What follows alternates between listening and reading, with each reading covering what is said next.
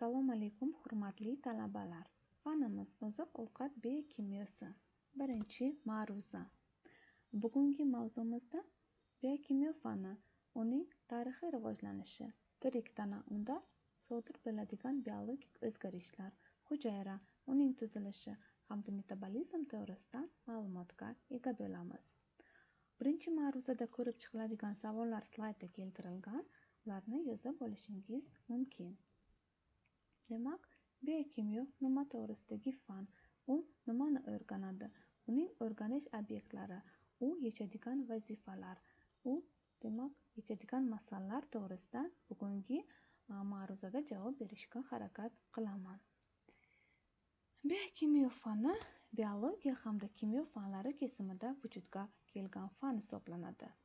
Biokimyo bu tirik organizmlarning kimyoviy molekulyar tarkibi hamda ularda sodir bo'ladigan kimyoviy reaksiyalarni o'rganadigan fan. Biokimyo fanning o'rganish obyektlari bo'lib, turli tirik organizmlar, viruslar, bakteriyalar, o'simliklar, hayvonlar va inson tanasi hisoblanadi. Biokimyo uchun asosiy narsa bu jonli organizm uchun barcha kimyoviy moddalar va fizik-kimyoviy jarayonlarning faoliyatini aniqlash hisoblanadi. Biokimyo fanining rivojlanishi 4 davrga bo'linadi. Birinchi davr qadim zamonlardan to uyg'onish davriga qadar, ya'ni 15-asrgacha davom etadi. Ushbu davrda odamlar biokimyoviy jarayonlardan xabarsiz ravishda tadqiqotlar o'tkazadilar. Ya'ni odamlar eng uzoq vaqtlardan pishloq tayyorlash, non tayyorlash, terini bezash kabi biokimyoviy jarayonlarga asoslangan texnologiyalarni bilishgan. Kasalliklarga qarshi kurashish, ularni davolash zarurati, organizmdagi moddalarning almashinuvi haqida o'ylashga, dorivor o'simliklarning shifobaxsh xususiyatlarini o'rganish va tushuntirishga olib keladi. Bu esa o'z navbatida biokimyoviy jarayonlarning rivojlanishiga asos soladi. Qadim mutafakkirlari jonli organizmlarning hayotiy faoliyati uchun zarur bo'lgan havo va oziq-ovqat mahsulotlari rolini, fermentatsiya jarayoni nimaga olib keladiganligi haqida bahslashishadi. 10-asrning buyuk mutafakkiri, faylasuf tabib Abu Ali ibn Sino o'zining Tibb qonunlari kitobida ko'plab dorivor moddalarni batafsil bayon etadi. Ammo biokimyo rivojlanishi uzoq vaqt hayot mohiyatini o'rganishning idealistik ta'limotiga ega bo'lgan vitalizmning hukmdorligi bilan cheklangan edi. Ya'ni vitalistlar quyidagi g'oyani ilgari surishadi. Ular tirik organizmda nomoddiy substansiya mavjud va u laboratoriyada sintezlanmaydi degan g'oyani ilgari suradi. Bu o'sha vaqtda biokimyoviy jarayonlar, tadqiqotlar o'tkazish uchun, demak, taqiq qo'yadi. Ikkinchi davr.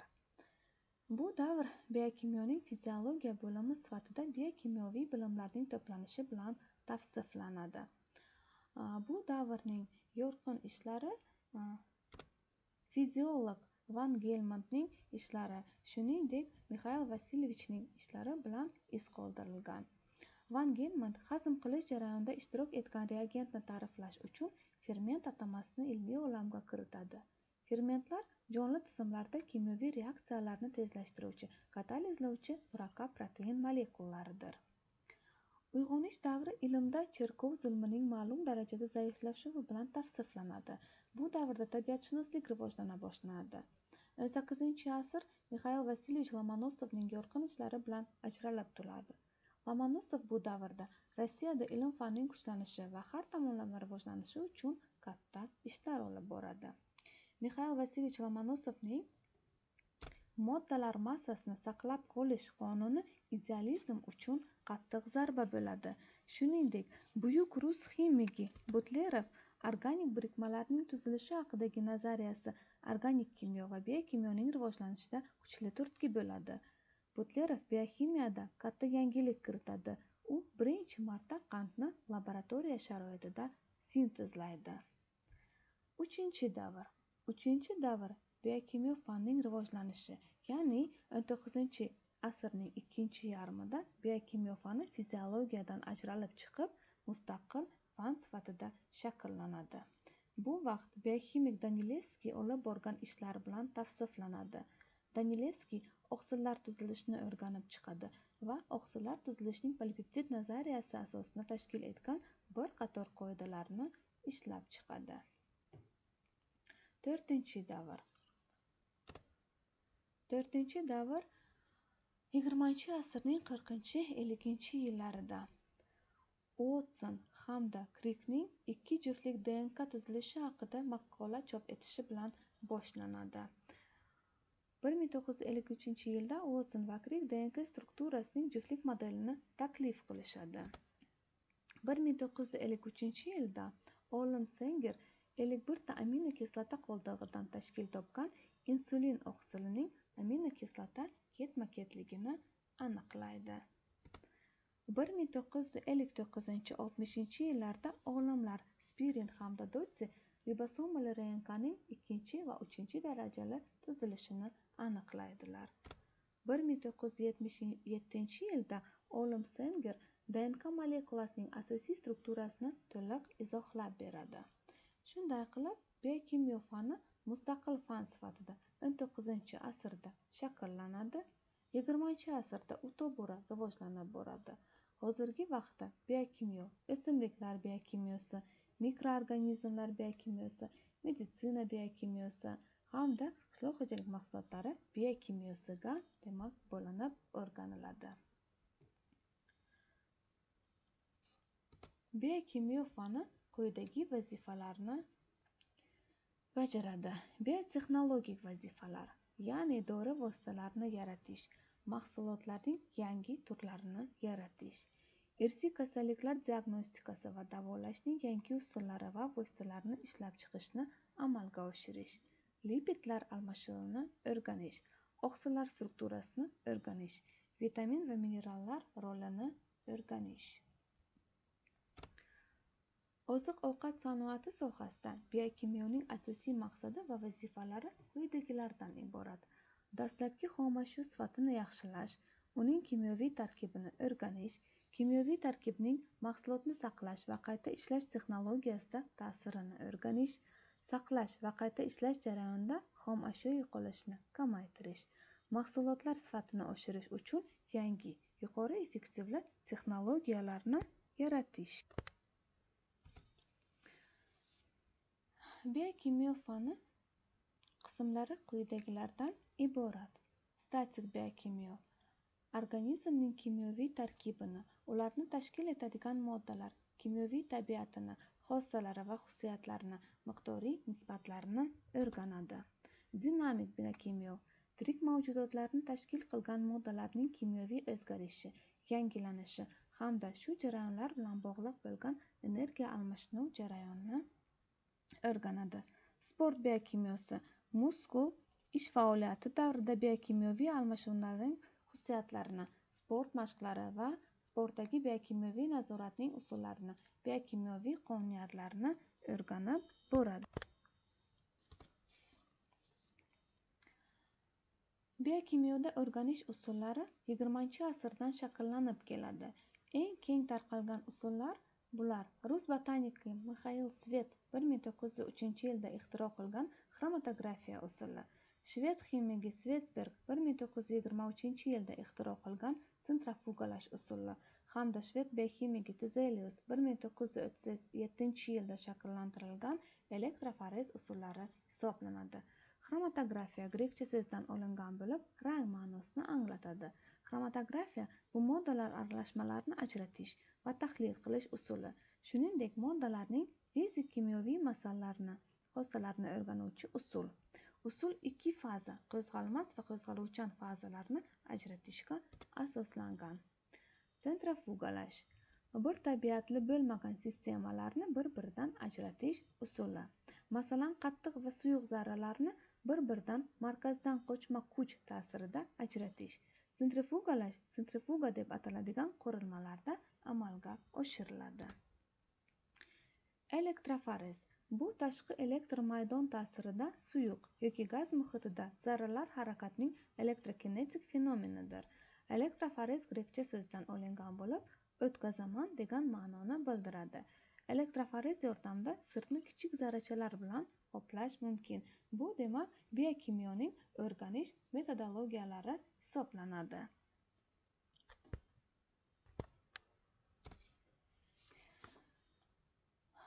Biokimyo o'rganadigan asosiy narsa yuqorida aytib o'tganimizdek, bu tirik organizm. Organizm bu jonli jism. U jonsiz materiyadan ajralib turadigan bir qancha xususiyatlarga ega. Bular jumlasiga moddalar almashinuvi jarayoni, o'z tuzilishini saqlab qolish, ko'payish qobiliyati, irsiy xususiyatlarni saqlab qolish qobiliyati kiradi. Organizm quyidagi sistemalardan, yaxlit sistemalardan iborat bo'ladi. Bular tayanch harakat sistemasi, ya'ni tana negizini hosil qiladi. Tana qismlarining bir-biriga nisbatan harakatlanishi hamda organizmning fazoda harakatlanib borishini ta'minlab beradi. Ya'ni bu bizlarning qo'limiz hamda oyoqlarimiz. Nafas sistemasi atrofdagi muhitdan qonga kislorod yetkazib beradi va moddalar almashinuvining oxirgi mahsulotlaridan biri karbonat angidrid gazini organizmdan chiqarib yuborishni ta'minlaydi. Yurak tomir tizimi qon va limfa tomirlaridan qon bilan limfa yurib turishini ta'minlab beradi. Hazm qilish sistemasi ovqatni o'zgartirib hazm qilish uchun, shuningdek oziqa moddalarini qon bilan limfaga surib o'tish uchun xizmat qiladi. Ajratish sistemasi moddalar almashinuvi mahsulotlarini organizmdan chiqarib turishni ta'minlab beradi. Shuningdek, demak, endokrin sistema, jinsiy sistema, sezgi organlari sistemasi hamda nerv sistemasi, demak, organizmning yaxlit tizimiga kiradi. Nerv sistemasi barcha sistemalarning holati bilan faoliyatini idora etib boradi. Shunday qilib, organizmda har xil struktura va funksional vujud darajalari mavjud ekan. Inson tanasida uzluksiz biologik o'zgarishlar boradi. Bu jarayonlarda ideal nuqtai nazardan stresslar ta'siri bo'lmasligi kerak. Lekin biz har kun organizmimizda jiddiy ta'sir etadigan faktorlarga duch kelamiz. Bu faktorlar antioksidantli stresslar bo'lishi mumkin. Gormonlar hamda energiya yetishmovchiligi. Yosh tana energiya bilan to'la bo'ladi. Energiyaning 95% hujayraning elektr stansiyasi mitoxondriyalarda sodir bo'ladi. Aynan mitoxondriyada organizm uchun ikki muhim ehtiyoj havo va oziqa to'planadi. Ular kislorod yordamida energiya chiqarib, uni hujayra uchun kerakli shaklga aylantiradi. Odam yoshi o'tishi bilan mitoxondriya sarfi kamayadi. Qolgan qismi esa kuchsizlanadi. Bu organizmning qarishiga olib keladi. Hujayra bu organizmning strukturaviy va funksional elementlar birligi. Hujayra o'z metabolizmi va o'z-o'zini tiklash qobiliyatiga ega. Tirik organizm hujayradan boshlanadi. Hujayraning qismlari quyidagilardan iborat. Bular, demak, membrana, yadro hamda sitoplazma. Membrana bu hujayraning eng muhim universal tuzilmasi bo'lib, hujayrani yupqa plyonka sifatida qamrab oladi. Membrana hujayra va uning atrofidagi muhit o'rtasidagi jarayonlarni tartibga soladi. Yadro juft DNK iplarini o'zida saqlovchi xromosomalari mavjud. Demak, yadro o'zida hujayraning barcha oqsillar tuzilishini saqlaydi. Sitoplazma bu hujayraning yarim suyuq ichki muhiti. U hujayra ichidagi membranalar orqali bo'linmalarga bo'lingan. Sitoplazma doimiy harakatda bo'ladi. Yer yuzida, demak, 110 dan ortiq kimyoviy elementlar aniqlangan. Ulardan 22 tasi organizm tarkibiga kiradi. Ulardan 4 tasi uglerod, vodorod, azot va kislorod hujayraning asosiy qismini tashkil etadi. Bu elementlar biogen elementlar deb aytiladi, ya'ni organizm uchun biologik muhim bo'lgan elementlardir. Har qanday hujayradagi bioorganik moddalar guruhining har biri o'ziga xos funksiyalarni bajaradi. Ya'ni aminokislotalar, lipidlar, uglevodlar hujayraga oziqa bilan kiradi va hujayra uchun zarur bo'lgan qator polimerlarni sintezlaydi. Nuklein kislotalari irsiy axborotni saqlash uchun xizmat qiladi. Lipidlar bu yog' moddalardir. Ular plazma membranalarining asosiy qismi hisoblanib, Ular hujayrada energiya rolini bajarib, hujayra metabolizmi va ko'payish jarayonlarida faol ishtirok etadilar. Uglevodlar organizmning asosiy, demak, energiya va zaxira qismini tashkil etadi.